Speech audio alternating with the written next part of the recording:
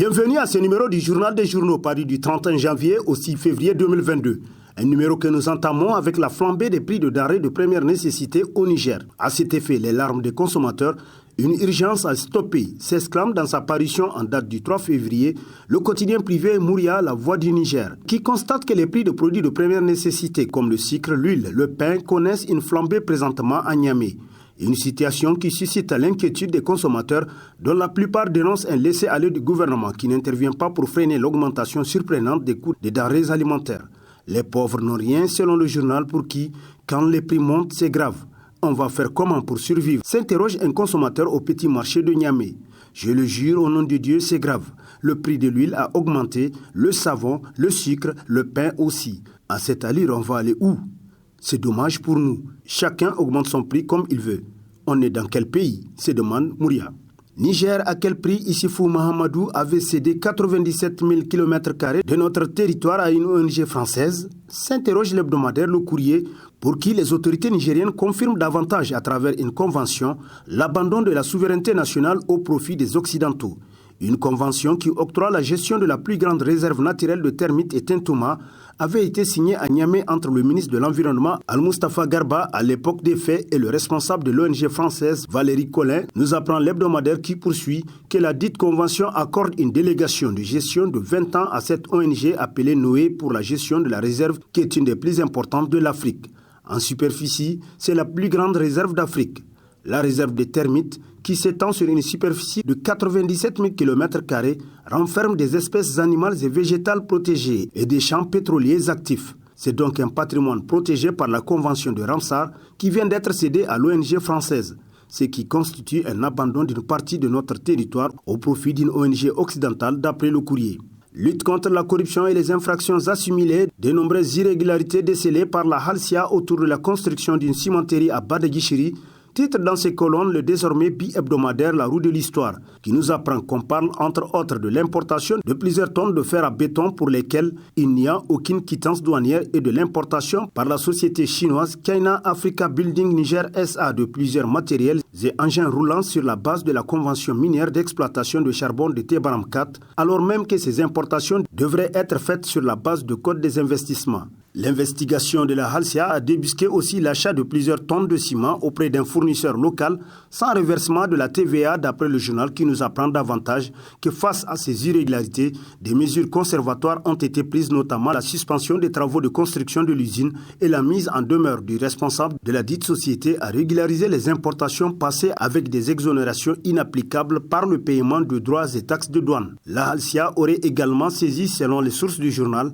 la Direction générale des impôts DGI pour le redressement fiscal de la société qui a vendu à la société chinoise CBM Niger SA le matériel et les engins en hors taxe selon La Roue de l'Histoire. Transport urbain, certains véhicules doivent être à la ferraille. À quoi sert donc la visite technique? S'interroge l'hebdomadaire Le Nouveau Républicain. Il constate que depuis un certain temps, notamment avec l'avènement des progrès scientifiques et techniques, c'est avec fierté que nous constatons le boom des compagnies de transport au Niger. En la matière, même dans la sous-région, le Niger est connu non seulement pour sa multitude de moyens de transport, notamment les bus qui assurent la circulation des personnes et des biens, mais aussi pour leur confort.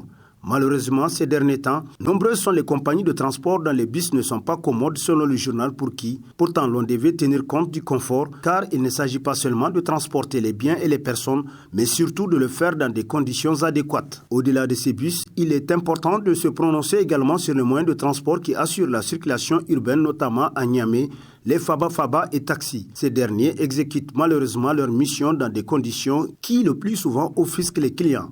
En effet, les passagers se sentent lésés par l'état justement défectueux de la plupart de ces véhicules, d'après l'hebdomadaire qui se demande à quoi donc sert la visite technique. Le journal dit inviter de ces faits les autorités compétentes à prendre en compte le phénomène de ces véhicules qui sont censés être à la ferraille qu'en circulation et de réagir face à cela. Et ce, pour que cette même circulation des biens et des personnes se déroule conformément au texte en vigueur, conclut Le Nouveau Républicain. Insécurité région de Difa, 7 bandits armés traqués et ligotés, titre dans ses colonnes le bimensuel Écho du Monde, qui nous apprend que 7 bandits armés ont été appréhendés par la garde nationale. Ils interceptent les animaux venant du Tchad destinés à la commercialisation. Ces bandits ont pour mode opératoire d'attendre la nuit pour couper la route qu'emprunte le bétail qui quitte le Tchad en direction du marché de Kinshasa. Ces animaux sont conduits pour ravitailler Boko Haram qui a son quartier général autour du lit du lac Tchad dans la broussaille. Boko Haram leur rétrocède 100 000 Naira par convoi. Avec cette traque de la garde nationale, c'est la fin pour eux du banditisme armé, le seul qui reste à éradiquer dans cette partie de la région de Difa selon Echo du Monde. La posture pitoyable d'Oumarou Dogari titre entre autres dans sa rubrique Nation, l'hebdomadaire satirique Le Canard en furie, pour qui, s'il y a quelqu'un à plaindre ces derniers temps, c'est bien le président du conseil de ville de Niamey, le très fier du double titre de député-maire Oumarou Moumouni Dogari du Modem F.A. Lumana. L'homme a été une des premières victimes des mauvais rapports entre sa formation politique et le PNDS, un peu moins de 2 ans seulement après la conclusion de leur alliance pour les élections de 2011. C'est donc avec beaucoup de surprise que les observateurs constatent que ce militant du Modem F.A. Lumana fait montre d'un excès de zèle dans l'interdiction des manifestations de la société civile à travers des arguments tirés par les cheveux. On comprend que le député-maire est une paire bleue du PNDS Tareya qui lui a déjà administré la preuve qu'il peut marcher sur le code des collectivités pour lui régler son compte, d'après le satirique qui poursuit en se demandant qu'est-ce qui lui prouve qu'ils ne sont pas en train de le rendre impopulaire pour que quand il sera éjecté demain, il n'y ait personne pour s'apitoyer sur son sort. Épidémie de coup d'État au Sahel qui veut effrayer Mohamed Bazoum, se demande l'hebdomadaire L'Éclosion, pour qui jamais de mémoire d'homme on a entendu des médias internationaux prédire l'imminence d'un coup d'État dans un pays où l'armée demeure dans un mutisme apparent. En accentuant la pression psychologique sur le président nigérien, les médias français le poussent à se placer encore sous la protection de la France et donc à s'éloigner davantage de son peuple. Pour les partisans d'Issifou, l'ami inconditionnel de la France, cette pression psychologique a porté des fruits puisque le président Bazoum venait juste d'autoriser les manifestations publiques, ce qui aurait fait de lui un dirigeant respectueux des libertés, contrairement à son bienfaiteur Issifou qui réprimait toutes les manifestations de rue, aussi bien de l'opposition que de la société civile, lorsque les organisateurs venaient à passer outre les interdictions systématiques, selon le journal qui poursuit. Donc si peur de coup d'État il y a, le locataire du palais de Niamey doit plus s'inquiéter de son camp politique que de l'opposition, encore moins de la société civile. Et visiblement, certains ont intérêt à faire peur au président Bazoum pour mieux le tenir en respect en lui promettant de le protéger davantage, conclut L'Éclosion. Gouvernance sécuritaire, l'exception nigérienne s'exclame Niger Inter Hebdo, pour qui le Niger tient toujours debout face à toutes les menaces sécuritaires auxquelles il est confronté. Aucune portion du territoire n'y échappe à son contrôle, en dépit de l'existence de 3 poches d'insécurité qui l'entourent. Ces différents foyers d'insécurité sont situés sur les frontières avec le Mali et le Burkina Faso, sur les frontières nord avec l'Algérie et la Libye, dans le sud du pays sur le bord du lac Tchad. C'est dire qu'en matière de gouvernance sécuritaire, le Niger a pris un énorme avantage comparé à tous ses voisins confrontés aux mêmes défis sécuritaires. Un bel exemple de gouvernance sécuritaire qui explique en partie les succès du Niger dans la lutte contre l'insécurité au Sahel, conclut Niger Inter Hebdo. Crise au Mali, ire et hystérie, titre à sa une l'hebdomadaire Le Monde aujourd'hui, pour qui la lutte contre le terrorisme n'explique pas à elle seule l'hystérie collective qui s'est emparée des autorités françaises.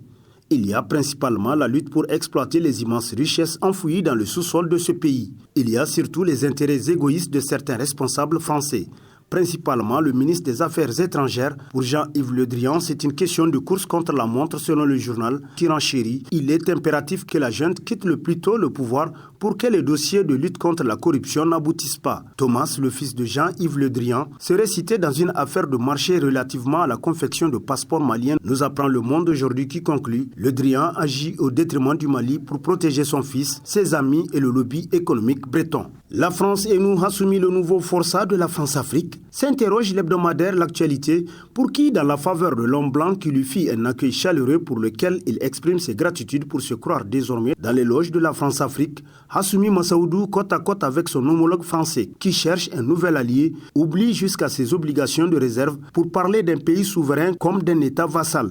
Mais avant sa prise de parole, c'est le maître qui déblaye le terrain et plante le décor comme pour justifier que dans une telle démarche, lui et sa France sont dans leur bon droit car ils parlent de leur colonie, disons de leur ancienne colonie qu'ils croient pouvoir continuer à tenir sous les bottes indéfiniment d'après le journal qui poursuit. Hassoumi Massaoudou a manqué une belle occasion de se taire. Sur ses propos, personne ne peut l'écouter et ne saurait l'entendre. Tout le monde sait qu'aujourd'hui, ce qui se joue au Sahel est le repositionnement de la géopolitique internationale.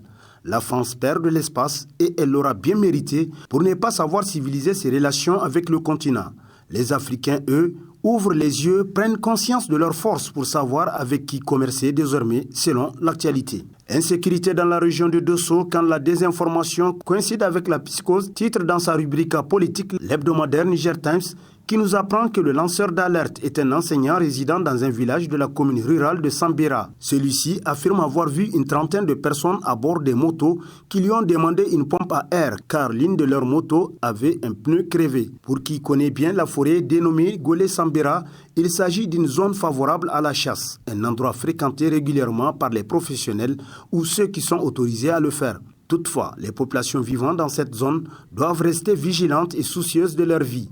C'est pourquoi elles sont appelées à fournir aux forces de défense et de sécurité des informations fiables. En plus, elles doivent bannir toute idée de divulguer ces informations sur les réseaux sociaux, même après avoir alerté qui de droit selon le journal qui poursuit.